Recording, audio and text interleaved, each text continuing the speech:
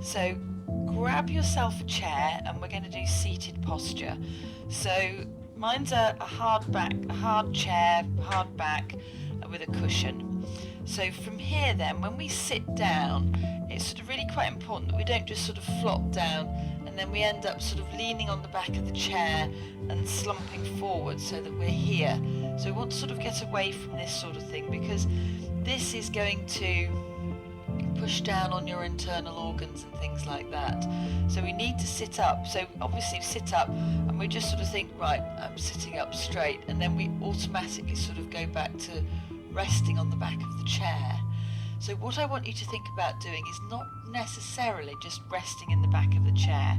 So let's get up from there and let's just think about how we actually get on a chair or sit on a chair.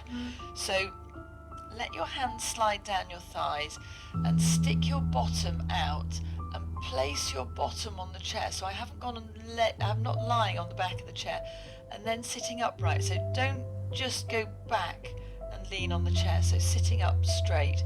If that's a bit of a struggle, let's just warm up through the shoulders. So roll those shoulders back and then roll them forwards. That's it. And then let's just do a little bit of a turn from side to side. So looking round and just keeping it within your range of movement. So if you've got anything like osteoporosis or osteopenia, you don't want to go to the end range of your movement because that will affect your joints massively, or could affect them. But just turn from one side to the other because you do need that movement. That's it. And just looking over and just looking over as far as you can go. That's it. Lovely. And then side to side movement. So I'll just turn my chair around.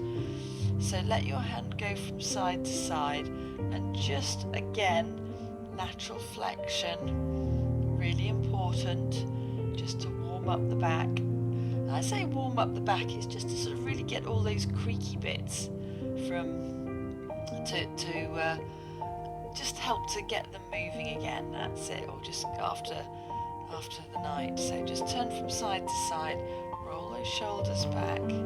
That's it. Lift the arms up and open them out and just sort of feel the chest. So do 3 more of those. That's it. So my arms are quite low. They're not high, so they're below my shoulder line so that my shoulders can stay back and down. So last one. That's it. Okay, so just sort of give yourself a little bit of movement here. So come and stand up again, and then let's sit back down in the chair. So hands slide down your thighs, you stick your bottom out, place your bottom on the chair, and then sit up tall. That's it. So from here, if you place your hand on your lower abdominals, your other hand on your sternum, and just thinking about length through your spine.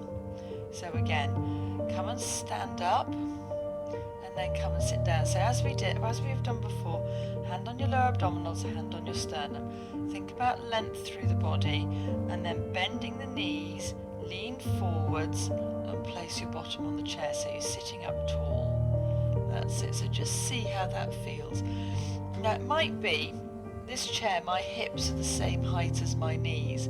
It might be that actually you need to have your hips a little bit higher than your knees. So you could sit on a second cushion, or you could sit on a yoga block or something. I have got a second cushion here.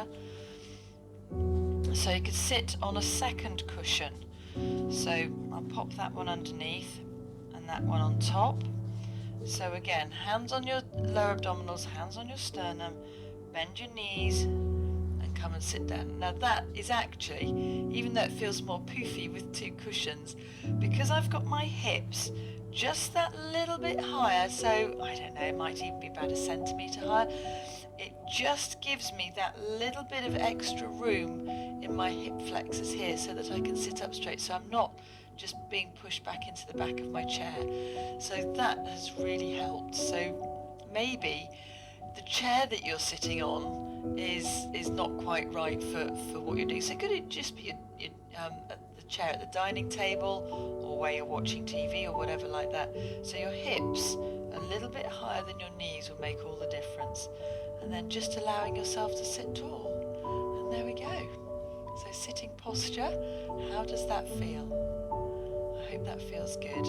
And then to come up, to help strengthen your legs and everything, if you lean forwards and pop your hands on your knees, and then as you lean forwards, press into your knees to come up, and then go back down the same way.